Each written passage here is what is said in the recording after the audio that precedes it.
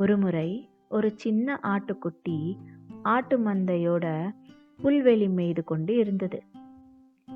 சின்ன ஆட்டுக்குட்டி மேய்து கொண்டிருந்த போது ஒரு அழகான பூ அதன் மூக்கு மேல விழுந்தது. அந்த பூவோட வாசனை அவ்வளவு நல்லா இருந்தது. அந்த பூ எங்க இருந்து வந்தது? அந்த தோட்டத்தை பார்க்கணும் அப்படின்னு நினைச்சு அந்த பூவை தேடி அந்த குட்டி ஆடு தூரமா போயிடுச்சு.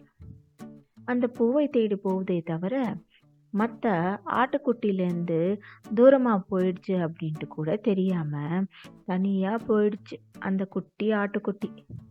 அந்த குட்டி ஆடு தனியா இருந்ததை கவனிச்சு ஒரு ஓநாய் அதன் பின்னாடி தொடர்ந்து போய்கிட்டு இருந்தது.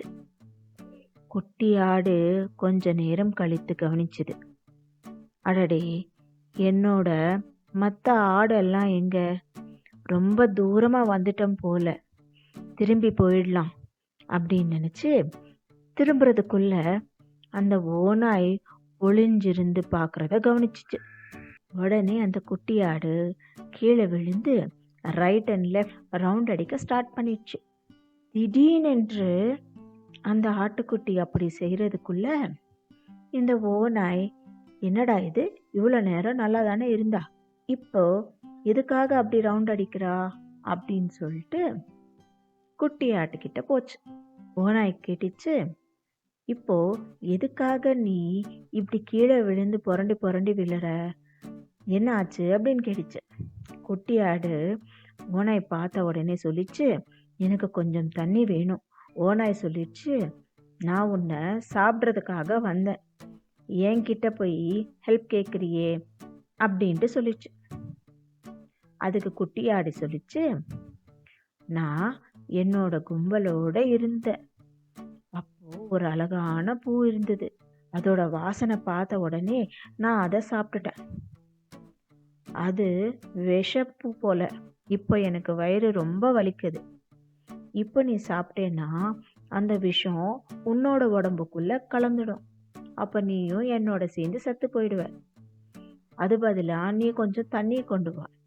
நான் நல்லா தண்ணி குடிச்சேன்னா அந்த விஷமெல்லாம் கொஞ்சம் கொஞ்சம் கரைஞ்சிடும். அதுக்கப்புறமா நீ சாப்பிட்டாலும் ஒன்றும் ஆகாது.